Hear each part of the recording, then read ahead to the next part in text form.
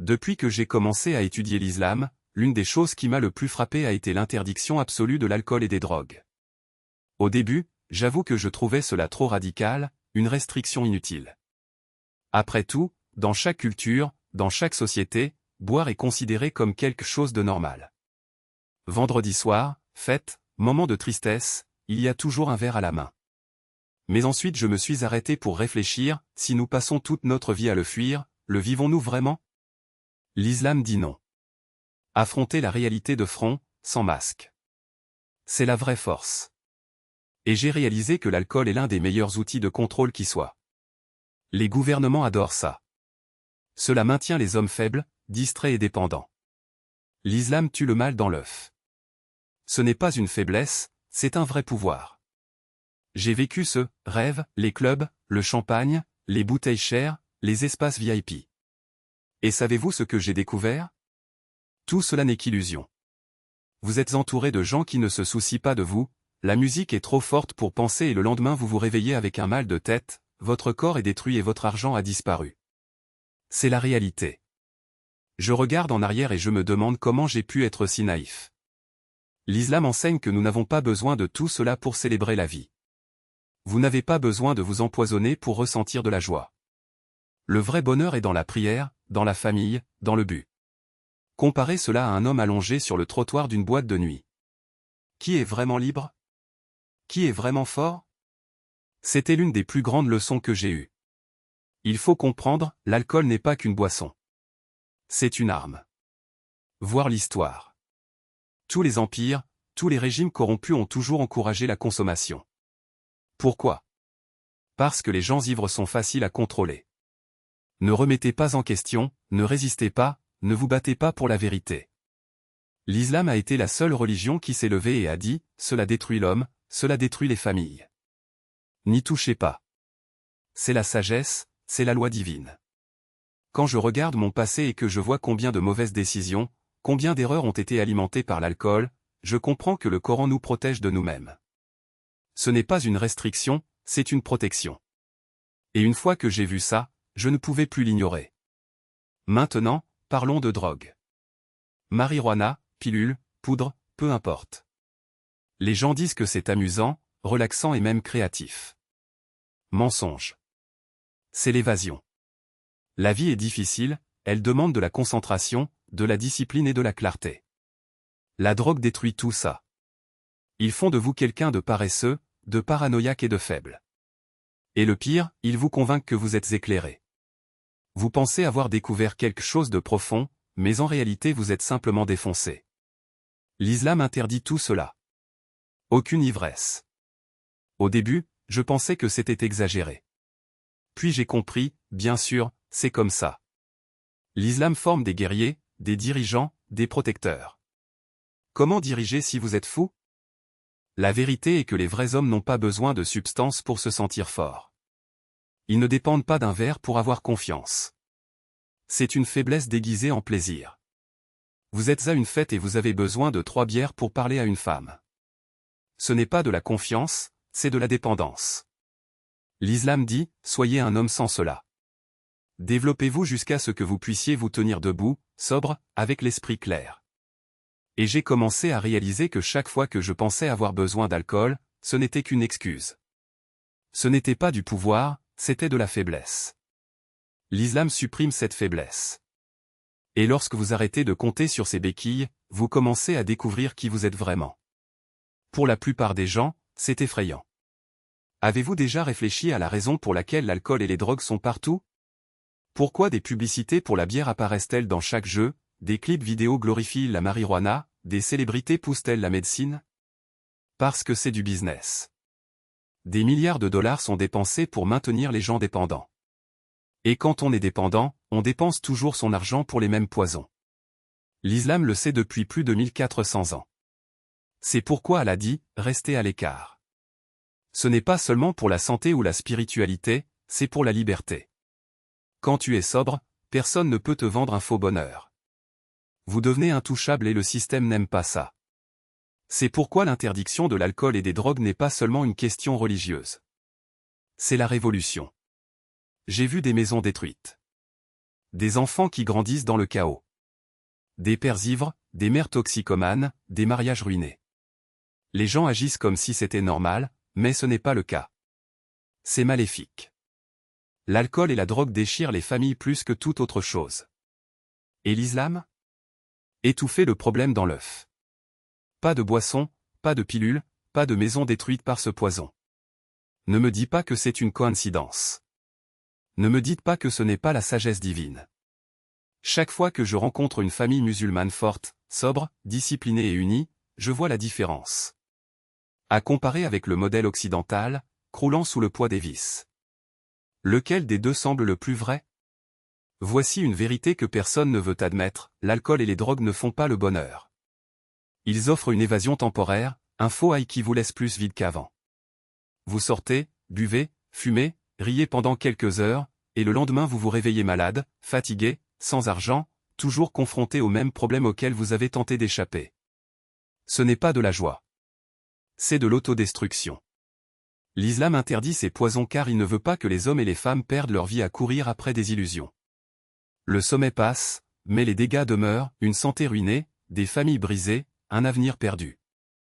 Le vrai bonheur ne vient pas d'une bouteille. La réussite vient de la discipline, du but, de la foi et des réalisations. L'islam le sait. C'est pourquoi il dit, ne tombez pas dans ce piège. Ce qu'ils vendent comme divertissement, ce sont des chaînes pour l'âme. Un homme qui vit après des choses bon marché n'atteindra jamais la grandeur, car la grandeur se construit avec un effort constant, pas avec des évasions ivres. La version la plus forte de vous n'a pas besoin de drogue. Elle crée ses propres extases à travers les victoires de la vie. Votre cerveau est l'outil le plus puissant dont vous disposez. Chaque mouvement, chaque décision, chaque stratégie vient de la clarté de votre esprit. Maintenant, demandez-vous, pourquoi affaiblir cette arme avec de l'alcool ou des drogues? Un homme ivre ne pense pas clairement, ne se défend pas, ne dirige pas, ne domine pas. Il devient clown, divertissement pour les sobres. C'est pourquoi l'islam interdit l'ivresse. Il ne s'agit pas de vous limiter, mais de protéger ce qui a le plus de valeur pour vous. Voulez-vous gagner en affaires? Il lui faut de la lucidité. Voulez-vous diriger une famille? Cela nécessite du discernement. Vous voulez vaincre vos ennemis? Besoin de concentration. Rien de tout cela n'est possible si vous engourdissez votre cerveau. Les gens boivent parce qu'ils pensent que la vie est plus facile. Mais c'est juste un affaiblissement. La vie n'était pas censée être facile, elle était faite pour vous mettre à l'épreuve. Si vous ennuyez votre esprit, vous échouez au test. L'islam vous ordonne de garder la tête claire, car votre esprit est votre épée et seule une épée tranchante gagne les batailles. L'alcool et les drogues ne ruinent pas seulement les individus, ils détruisent les familles. Combien de maisons se sont effondrées parce que le père avait trop bu? Combien d'enfants ont grandi sans référence parce que leur mère était toxicomane? L'islam voit le danger avant même qu'il n'existe. Et agissez. Ce n'est pas de l'exagération, c'est de la prévention. Ce n'est pas du contrôle, c'est du soin. Lorsque vous supprimez ces poisons de l'équation, ce qui reste est la clarté, la force et l'unité. Et ça fait toute la différence. Le moment où tu refuses la bouteille alors que tout le monde autour de toi boit. C'est le moment où l'on choisit l'eau tandis que d'autres s'enfoncent dans des verres de whisky. Maintenant, c'est ça la force. Ce n'est pas le muscle qui définit un homme, mais la capacité à dominer ses propres impulsions. Et c'est exactement ce que l'islam exige de vous, que vous soyez maître de vous-même et non esclave de vos désirs. Le monde essaie de vendre l'idée selon laquelle la liberté consiste à céder à tout ce qui procure un plaisir immédiat. Buvez, fumez, vivez l'instant présent, disent-ils. Mais l'islam demande, de quel genre de liberté s'agit-il, si le lendemain vous vous réveillez avec du regret, de la honte et une gueule de bois qui n'est pas seulement physique, mais morale? La vraie liberté ne consiste pas à faire ce que l'on veut, mais à avoir le pouvoir de ne pas faire ce que l'on ne devrait pas faire. C'est se réveiller lucide, avec la conscience tranquille, prêt à affronter la journée en guerrier, et non en otage de ses propres addictions. Et ne vous y trompez pas, la dépendance ne commence pas avec une bouteille entière. Cela commence par une gorgée. Avec, juste un verre. Avec aujourd'hui je le mérite. Mais l'islam sait que ces petits, oui, sont des germes de destruction. Parce que la dépendance n'est pas un accident, c'est un choix qui se répète jusqu'à ce qu'il ne s'agisse plus d'un choix. Et quand vous vous en rendez compte, vous ne vous possédez plus. C'est l'alcool qui décide si vous travaillerez, si vous prendrez soin de vos enfants, si vous honorerez vos engagements. C'est la drogue qui décide si vous serez un homme de parole ou un échec. L'islam n'interdit pas pour le simple plaisir d'interdire. Il l'interdit parce qu'il connaît le cœur humain. Vous savez que derrière chaque excuse, c'est juste social, je contrôle ça, tout le monde le fait, se cache une faiblesse. Et la faiblesse est ce qui détruit les empires, les familles et les rêves. Un homme qui ne peut pas dire non à un verre ne pourra pas dire non à quoi que ce soit. Comment résisterez-vous aux plus grandes tentations de la vie? Comment allez-vous protéger votre famille, votre foi, votre honneur, si vous ne pouvez même pas vous protéger vous-même? La discipline islamique n'est pas une prison, c'est une armure. Chaque fois que vous refusez l'alcool, vous renforcez votre volonté. Chaque fois que vous choisissez la sobriété, vous vous entraînez à être incassable. Parce que la vie ne t'épargnera pas. Cela mettra à l'épreuve votre patience, votre foi, votre résistance. Et quand ce moment viendra, vous serez prêt, non pas parce que vous avez fui le problème avec un verre, mais parce que vous vous êtes affronté et que vous avez gagné. Et ne vous y trompez pas, le monde n'applaudira pas votre discipline.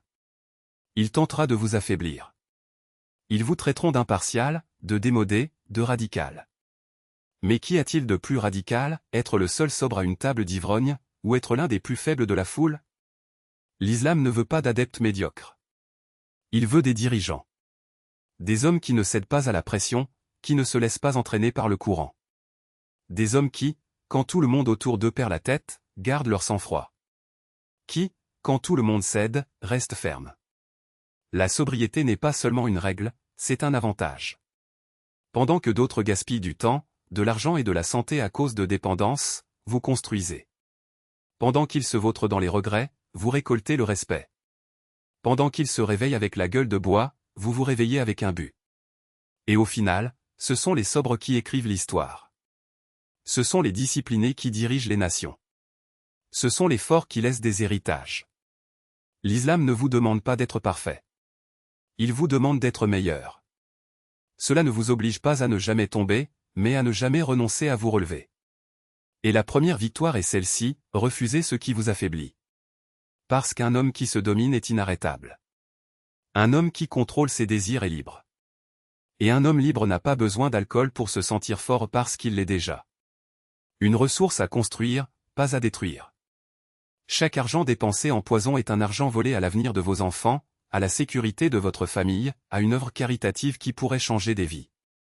L'homme qui gaspille ses richesses en boisson n'est pas un dépensier, c'est un voleur. Il se vole lui-même, il vole ceux qui dépendent de lui, il vole le dessein que Dieu lui a confié.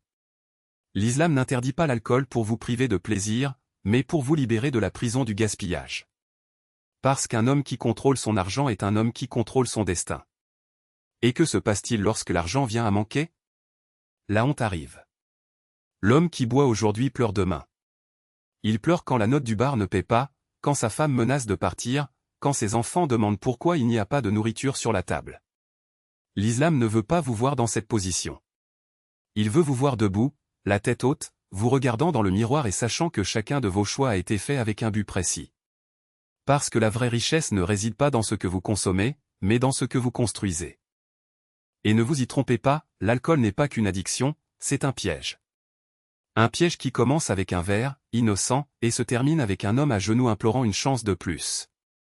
L'Occident vend l'illusion selon laquelle on peut s'arrêter quand on veut, mais combien ont essayé et échoué? Combien se sont promis que ce serait la dernière fois, pour se réveiller le lendemain avec la même honte, le même regret? L'islam tue le mal dans l'œuf. Il n'attend pas que vous tombiez pour vous sauver, il vous empêche de trébucher. Parce que l'islam n'est pas un ensemble de règles aléatoires. C'est un système de protection. Chaque interdit existe pour vous protéger de ce qui vous affaiblit. Chaque ordre existe pour vous élever. L'alcool n'est pas interdit parce que Dieu est cruel, il est interdit parce qu'il est miséricordieux. Il sait ce qui vous détruit. Il sait ce qui vous empêche d'atteindre votre meilleure version. Et il vous aime suffisamment pour ne pas vous laisser vous perdre. Alors, lorsque vous ressentez la tentation, rappelez-vous, l'islam ne vous demande pas d'être faible. Il vous demande d'être fort. Il ne vous demande pas de fuir vos problèmes, mais de les affronter. Il ne vous demande pas d'engourdir votre douleur, mais de la transformer en force. Parce qu'un homme qui prie 5 fois par jour n'a pas besoin d'alcool pour se sentir vivant. Un homme qui jeûne n'a pas besoin de drogue pour se sentir discipliné.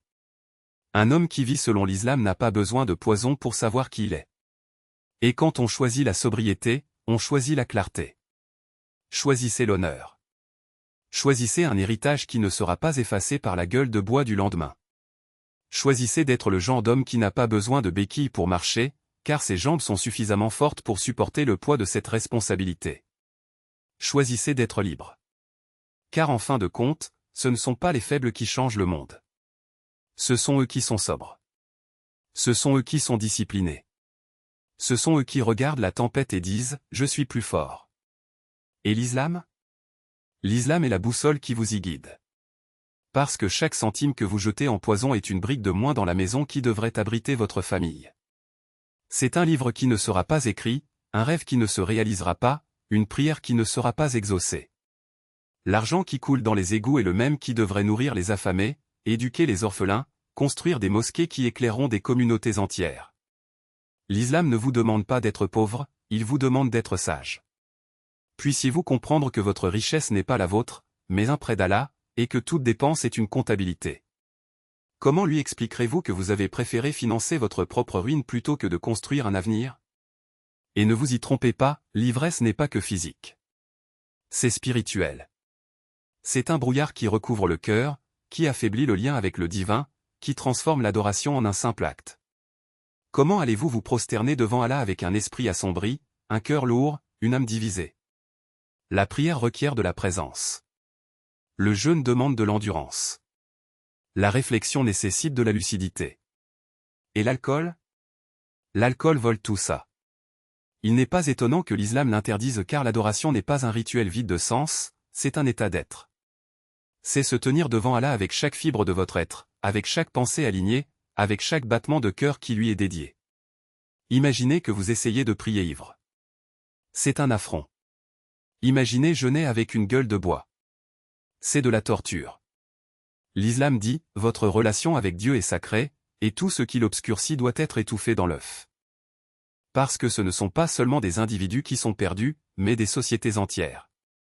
Regardez où règne l'alcool et la drogue, des familles déchirées, des enfants abandonnés, des économies qui saignent des milliards en perte de productivité. L'islam n'attend pas l'effondrement pour arriver. Il l'empêche. Alors que l'Occident glorifie la liberté de se détruire soi-même, l'islam offre la vraie liberté, ne pas être esclave de ses propres vices. Les preuves sont partout. Comparez les sociétés bâties sur les principes islamiques avec celles noyées dans l'alcool. Lesquelles s'effondrent? Lesquelles restent fermes? La réponse est claire. Et quand quelqu'un demande « Et si je buvais juste un peu ?», la réponse est simple, ce n'est pas une question de quantité. Il s'agit d'obéissance. L'islam interdit l'alcool et les drogues comme test de loyauté envers Allah. Êtes-vous prêt à abandonner ce qui vous empoisonne, même si le monde entier vous idolâtre? Êtes-vous prêt à faire confiance à la sagesse de Dieu plutôt qu'à vos propres désirs? C'est la vraie question. La foi, ce n'est pas seulement prier quand c'est facile. La foi consiste à faire des sacrifices lorsque c'est difficile. Tout homme qui dit non à un verre dans un monde qui le vénère prouve son dévouement. Et cette dévotion est la plus haute forme de force. En fin de compte, l'alcool et les drogues sont bien plus que de simples substances. Ce sont des armes.